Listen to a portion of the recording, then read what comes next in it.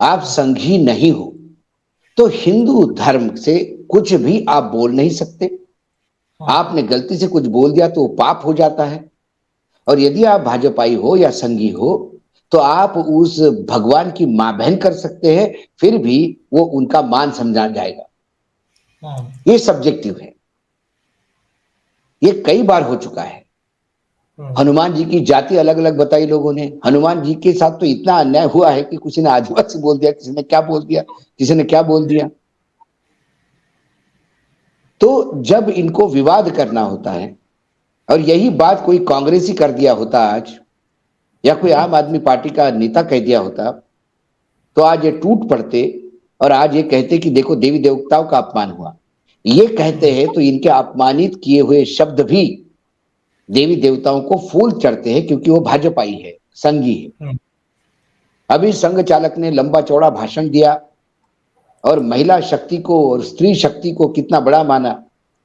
हाँ। कुछ दिन पहले इसी भाषण के इंदौर में उन्होंने कहा था कि हिंदू में शादी जो है एक सौदा है, जी। स्त्री और पुरुष का। स्त्री को हम घर लाते हैं, तो घर संभाल, हमें सुख दे, उसके एवज में तेरी केयर हम करेंगे और तुझे सुरक्षा देंगे। हाँ। यदि इन दोनों में से कोई भी एक काम नहीं होता होगा, तो आप उसको छोड़ दीजिए, हाँ। Contract cancel. पार्लियामेंट में उन्हीं के नेता ट्रिपल तलाक पे ये 7 जन्म का रिश्ता है बोल रहे थे, और वो ऐसी बोल रहे थे कि भाई आपके यहाँ 7 जन्म का रिश्ता होगा, हमारे यहाँ ये कॉन्ट्रैक्ट है। हाँ। अब मोहन भागवत जी ने भी उसे कॉन्ट्रैक्ट बोल दिया। मोहन भागवत जी ने उसे कॉन्ट्रैक्ट बोल दिया तो कोई बोलने के लिए सामने नहीं आया। हाँ। कोई एक शब्द तक नहीं किसी ने कहा। इतनी महिला नेत्रियां थी, उन्होंने भी कुछ नहीं कहा, सब चुपचाप सुनते रहे। और जब ये कॉन्ट्रैक्ट की बात ओएसी ने कही, तो सब टूट पड़े उन पे कि हाँ। हमारे यहाँ तो 7 जन्मों का रिश्ता होता है। तो ये डबल स्टैंडर्ड तो आपको भाजपा में आज से नहीं, ये बहुत पहले से। हाँ। और ये वर्तमान में आप जो सुन रहे हैं, ये तो बहुत वाचाल वीर है। हाँ। इसके पहले जो आप यदि कहो, तो उमा भारती ने केक कटवाया था हनुमान जी को, हनुमान जी के हाँ। बर्थडे पे, और हनुमान जी को केक खिलाया था। फिर किसी ने कहा भैया केक तो ये संस्कृति नहीं है। हनुमान किसी भगवान ने किसी महाभारत रामायण में या किसी उपनिषद में कोई केक कटता हुआ तो बर्थडे नहीं मनाया था। और एक केक में तो अंडा वंडा भी होता है, तो तब उन्होंने कहा कि नहीं, मिल्क केक था। तो हमारे यहाँ ऐसी बहुत सारी उदाहरण आपको मिलेंगे, लेकिन वो उनको अधिकार है भाई। हिंदू धर्म उन्हीं का है, वही उसको परिभाषित करते हैं, और जब चाहे तब परिभाषित करते हैं। कभी सीता की अग्नि परीक्षा को नकारते हैं, तो कभी सीता की अग्नि परीक्षा को दुहाई देते हैं। वो जी। सामने जो ऑडियंस है उसको क्या सूट करता है, इसके हिसाब से वो बात करते हैं। हाँ। तो इसलिए उनके भगवान के रूप बदलते रहते हैं, उनके भगवान की परिभाषाएं बदलती रहती है, मंदिर की हाँ। परिभाषा बदलती रहती है, क्योंकि सामने ऑडियंस कौन है। ये हमारे जैसे कुछ मूर्ख है कि एक भगवान को मानते हैं और वो सनातनी परंपरा में चलते आ रहे हैं, और उसी भगवान की प्रार्थना करते हैं कि 9 दिन में कुछ नहीं करना, 9 दिन में व्रत होते हैं, और इसको साइंटिफिक रीति से जोड़ते हैं। गणपति के समय क्या होता है इस पे कहते हैं। हमारे लिए गणपति एक ऐसा पूजा है, एक ज्ञान की देवता है। उनके लिए हाँ। गणपति ये सर्जिकल, उस जमाने में सर्जरी होती थी और गणपति सर्जरी से हो, टेस्ट जी। ट्यूब बेबी से कौरव हो गए। तो ये वर्तमान का साइंस उससे जोड़ने का प्रयास करते हैं। मंगलयान गया तब अच्छा हुआ कि इन्होंने नहीं कहा कि वो पुष्पक विमान का ही एक प्रारूप है, बस उतना ही नहीं कह दिया, वही आसान हो गए हमारे साइंटिस्ट पे। तो इन लोगों की से आप अपेक्षा नहीं कर सकते। जो अपमान आप कहते हो आपके भगवान का हो गया। आप भगवान को मानते हो, आपके मन में श्रद्धा है, इसलिए आपको लगता है कि पटाओ ये शब्द। जी। पटाते नहीं है हम भगवान, आराधना हाँ। करते हैं। जी। आराधना करते हैं, और लगातार वो आराधना इतनी क्लिष्ट हो जाती है, इतनी तक लोग तकलीफ सहते हैं। लोगों ने सालों आराधना की है, हाँ। और फिर भगवान को आह्वान किया है, तो भगवान उस भक्त की आराधना देखते हुए उसके साथ आता है, उसके साथ प्रकट होता है। हमारे पुराणों में ऐसे कई केसेस आपको दिखेंगे। जी।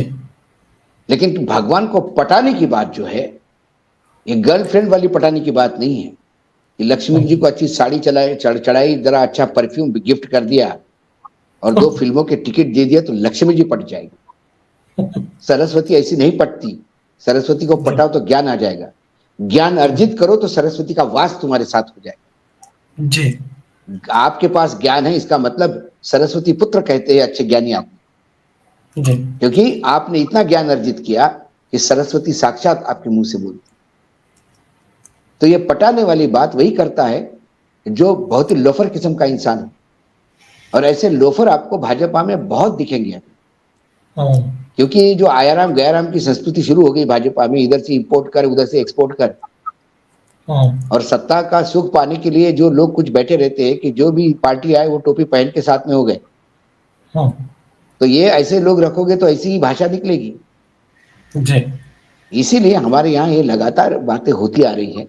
और जब एक कहते कि लोगों की, बाकी लोग बोले कट्टरपंथ बाकी धर्म में है, हमारे यहाँ कट्टरपंथ नहीं है। ये इनका दुख है, ये सब तथाकथित हिंदूवादी पार्टियों का। वो कट्टरपंथ इसलिए नहीं है कि धर्म को दिल से मानने वाले लोग कहाँ हैं। धर्म का तो व्यवसाय, व्यापार कर दिया है। जब आप धर्म का व्यापार करोगे, व्यवसाय करोगे, जब भगवान को बेचने चलोगे,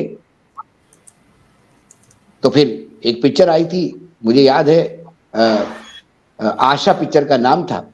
गिरीश कर्नाड का एक रोल था उसमें। वो जो भगवान की मिट्टी के बनाते हो जाते हैं, वो हमेशा कहते थे जब निकलते हैं, वो कहते कि मैं चला आपके भगवान को बेचने। जैसे ही वो कहता है तो उनकी जो माता नहीं होती, वो धर्मशाला में पले होते, तो उसको उनको बताते कि एक दिन तो रियलाइज करेगा तो भगवान को बेच नहीं रहा है, तो भगवान को गढ़ रहा है, भगवान को बांट रहा है, दे रहा है किसी को।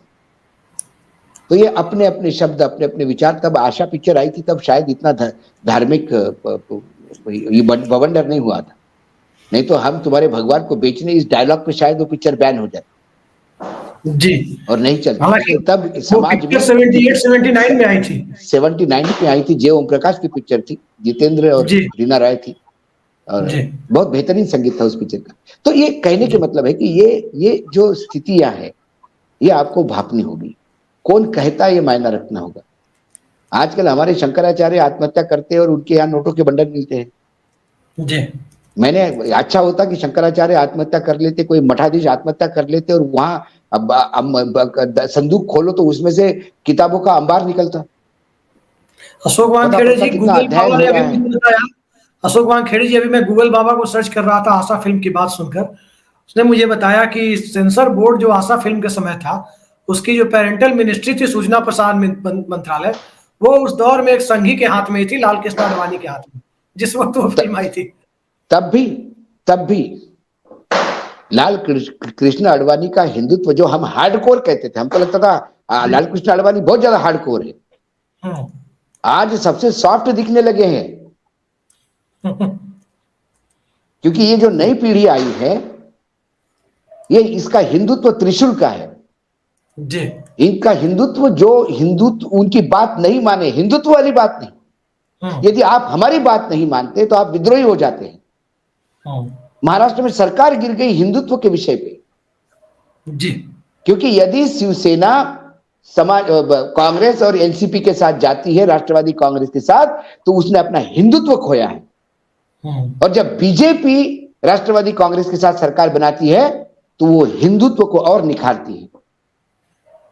अब जब इतने नालायक और इतने दो मुँहे लोग सामने बैठे हो, तो उनके बाद इनके मुंह से हिंदुत्व का बात सुनना, इसका मतलब अब मैं कुछ बोलूं तो उसमें बहुत ज्यादा बिलो द बेल्ट हो जाएगा। मैं स्त्रियों की बहुत इज्जत करता हूँ। आप बचा करके रखिए। हाँ, मैं आ रहा हूँ। मतलब किसी डकैत से ईमानदारी की बात करना। हालांकि डकैत भी ईमानदार होते हैं, डकैतियों में आपस में बंटवारा तो सही करते हैं। यहाँ तो डकैती भी करते हैं और ईमानदारी भी नहीं करते। मतलब इनके पास शब्द नहीं है शब्दकोश में। अब यहाँ पे 2 बड़े हिंदी के बड़े लोग बैठे हैं, और राकेश भाई तो नए नए शब्द इजाद करते रहते हैं। तो इनसे के लिए कोई शब्द इजाद करे राकेश भाई, तो हमारे जैसे लोगों को बोलने में और सुविधा हो जाएगी। जो अटकते हैं, हमारा फ्लो, उसमें मदद हो जाएगी।